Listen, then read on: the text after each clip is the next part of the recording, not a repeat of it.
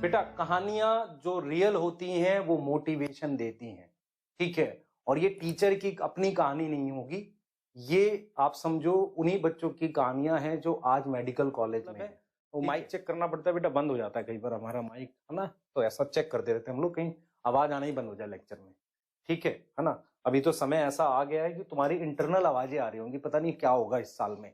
उन आवाजों को फिलहाल दबा दो, ठीक है।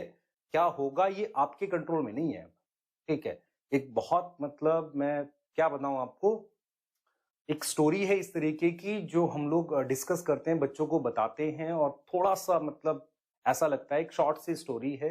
मैं मतलब 2000 शायद 19 या 18 में एक ऑफलाइन कोचिंग में प्रॉपरली पढ़ा रहा था। उस समय एक बच्ची मेरे पास थी। मैं नॉर्मली बेटा बच्चा बच्ची ऐसे ही बोलता हूँ। तो वो बच्ची जो थी वो मतलब एक तरीके से उसने काफी साल ड्रॉप किया हुआ था, ठीक है। और वो मेरे पास एक साल ड्रॉप कर चुकी थी। वो पहले किसी और कोचिंग में थी, तो वहां उसके बायो का ही मेन इशू था। तो जब वो मेरे पास आई तो उसका कुछ इंप्रूवमेंट हुआ, ठीक है। जिसे कहते हैं ना एकदम उल्टा हो गया यार, लॉजिकल कुछ चीजें समझ आने लगी। पर उस साल कहते हैं टेम्परामेंट नहीं होता। होता क्या है, आप में से बहुत सारे बच्चे जो सेकेंड ईयर, थर्ड ईयर या फर्स्ट ईयर ड्रॉप होते हैं, उनका टेम्परामेंट भी धीरे धीरे टाइम आगे जाता है तो घबराने वाला हो जाता है, डरने वाला हो जाता है। वो उसके अंदर भी था, जिससे क्या होता था, एरर रेट खराब, मतलब एरर रेट बढ़ जाता था उसका, ठीक है। तो एग्जाम में उसको खराब करने की हैबिट हो गई, तो उसने कुछ सर्कल गलत लगाए। उसके उस ईयर आ रहे थे 540, सर्कल गलत लगाने की वजह से अराउंड 460 के आसपास आए, नहीं हुआ सिलेक्शन। शायद ये 2018 की बात है।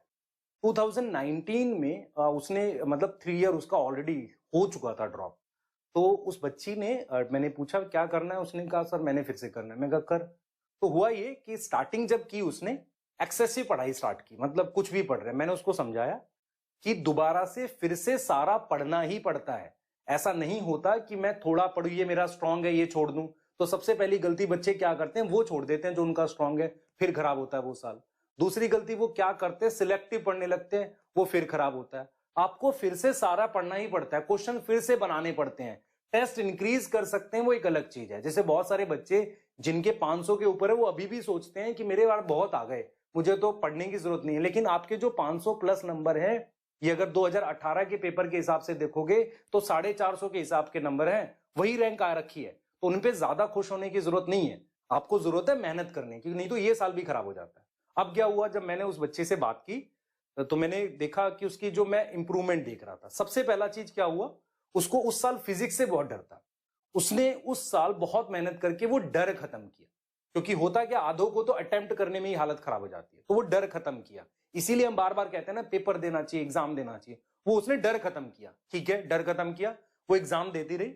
एग्जाम देने से कभी 600 650 बहुत मेहनत करके वो लाती रही। अब ये हुआ बेटा, ये हुआ कि हमारे पास जिस दिन मतलब एग्जाम आने वाले थे, उसने बहुत टेस्ट लिए, फ्लक्चुएशन स्टार्ट हो गई। हम लोग भी थोड़े डरे हुए थे यार, ये साल इसका बच्चे का होना चाहिए। तो फ्लक्चुएशन मतलब स्टार्ट हो गए, हमें थोड़ा सा, हमें भी पैनिक सा हो गया कि यार ये बच्चा इतनी मेहनत कर चुका है, इसका इस साल होना चाहिए। अब एग्जाम हुआ उस साल, ठीक है, 2019 में एग्जाम हुआ। और एग्जाम जब दिया उसने तो मैंने उसका पेपर प्रॉपरली चेक किया, ठीक है। क्योंकि उसने बोला सर मेरे इतने आ रहे हैं। मैंने कहा नहीं भाई, तू पेपर सेंड कर, मैं मिलाऊंगा। मैंने चला मिलाया, मैंने देखा हाँ ठीक है इतने आ रहे। धीरे धीरे 1-2 दिन में उसने फिर बताया, 1-2 फिर गलत हो गए। अच्छा हुआ ये उस साल कि 2-3 क्वेश्चन में क्या आ रखा था, वो ऑब्जेक्शन थी, उसके बन रहे थे 600 कुछ, ठीक है, 600 शायद 2 या 4 ऐसे बात बन रहे थे। लग रहा था इस साल कॉलेज मिल जाएगा, ठीक है। फिर क्या हुआ, जब नीट की आई तो उसके अराउंड 15 मार्क्स बढ़ गए। क्योंकि वो की में जो ऑफिशियल की आई, तो हमें ये समझ आया कि यार बच्चे ने मेहनत की हुई है, ये भगवान की तरफ से उसको एक गिफ्ट है, ठीक है। तो हमने बेटा फिर देखा कि हाँ अब वो सेटल है, प्रॉपरली मेडिकल कॉलेज में है। तो यहां 2-3 चीजें समझ आई। वो डेस्परेट है, करना चाह रहे हैं, तो प्लान वे में किया बच्चे ने। जिस साल उसकी नॉलेज पूरी हुई उसी साल हुआ सिलेक्शन। ऐसा नहीं होगा कि नॉलेज कम है तो सिलेक्शन हो जाएगा, प्रैक्टिस कम है तो सिलेक्शन हो जाएगा। दूसरा, एफर्ट अभी भी बहुत टाइम है बढ़ाने का, पैनिक करने का तो टाइम ही नहीं है किसी के पास। एफर्ट बढ़ाए जाओ, बढ़ाना पड़ेगा। तीसरा बेटा, मेरे को ये रियलाइज हुई कि जब आप ईमानदारी से एफर्ट करते हो तो भगवान भी आपकी हेल्प करता है। मुझे उन बच्चों के एक्सक्यूज से कोई फर्क नहीं पड़ता जो ये बोलते हैं कि यार उस दिन ये हो गया था इसलिए खराब हो गया, एक्चुअल में वो सिर्फ पेरेंट्स के लिए है। ठीक है, अगर आप मेरे से ईमानदारी से बताओगे तो आप यही बताओगे कि सर उस साल एक्चुअल में मतलब नहीं हुआ था, उस दिन तैयारी थी नहीं हमारी, हम गए थे लेकिन उस लेवल की तैयारी नहीं थी कि मैं बोल सकता था कि 650 आ जाएंगे। ठीक है, तो फिर मैं बोल रहा हूं आप लोगों को एफर्ट बढ़ाओ। ठीक है, अभी भी बहुत टाइम है, प्लान वे में चलो, पैनिक मत करो, बहुत सारे सोर्स नहीं चाहिए, सब कुछ नहीं बनाना, अपनी एनसीईआरटी बायो में पढ़नी है, नोट्स बनाने हैं, नोट्स को रिवाइज करना है बार बार। जब भी टेस्ट होता है नोट्स रिवाइज करके बैठो, ऐसे मत बैठो। यही चीज मैं आपको बता रहा हूं, देखो टेस्ट का यही तरीका ही है, जब भी टेस्ट है नोट्स पूरे रिवाइज करने हैं, फिर एनसीईआरटी पढ़नी है। टाइम लग रहा है, अभी लग रहा है ना, बार बार रिवाइज करते करते टाइम लगना वो कम हो जाएगा। आ रही समझ? तो ये तो है ही ना बेटा, ये तो है ही, ये तो एक सिंपल सा एग्जांपल है। तो उस बच्चे का जब मैं आज भी सोचता हूं, मैं कहता हूं यार ये मेडिकल कॉलेज में बच्ची नहीं होती तो कहां होती, तो मुझे बड़ा इसका वो था कि यार ऐसे बच्चे जो बहुत समय से लगे हुए वो डेस्परेट हैं। ठीक है, तो डेस्परेशन तो चाहिए ना। ठीक है, तो वो डेस्परेशन रखो, हम लास्ट तक हैं।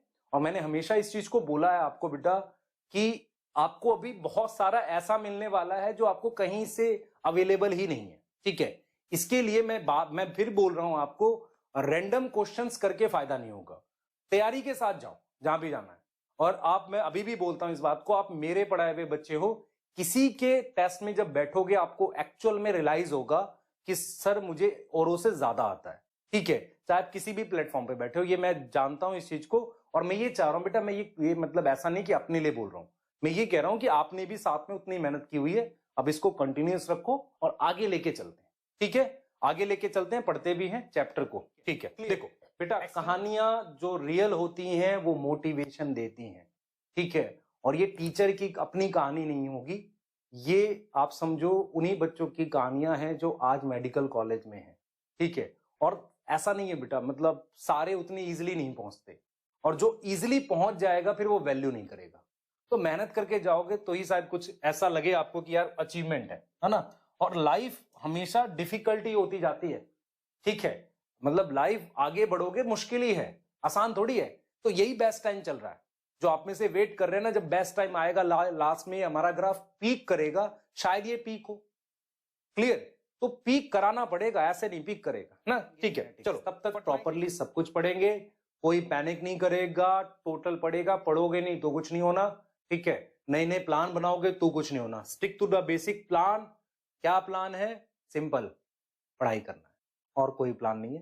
कोर्स कंप्लीट करो, एनसीईआरटी पढ़ो, जिन्होंने पहले से पढ़ भी रखी है 12th की, फिर से पढ़ो मेरे साथ। ठीक है, हर लेक्चर में कुछ ऐसा बताऊंगा जो आपके काम का है। तो लेक्चर देख नहीं सकते, नोट्स जरूर पढ़ो, कुछ ना कुछ ऐसा करो जो आपके लिए फायदा, इंक्रीज करना है बेटा स्कोर हमने। ठीक है, और उस लेवल तक जाना है कि जहां से सिलेक्शन हो सके। ठीक है बेटा, सिलेक्शन होना जरूरी है ना। क्लियर? क्योंकि ये चांस आपका भी और हमारा भी है कि बहुत सारे डॉक्टर्स हम देख रहे हैं ऐसा। ठीक है, क्लियर? मतलब कंट्री में इतने ही डॉक्टर हो जाएं कि जब कभी हम जाएं तो हमें डॉक्टर ही डॉक्टर दिखे, है ना। इतने होने वैसा में सिचुएशन खराब है। तो प्लीज पढ़िए, हम आपके साथ हैं। ठीक है, क्लियर? ठीक है, नेक्स्ट चैप्टर स्टार्ट करेंगे नेक्स्ट क्लास में। थैंक यू बेटा।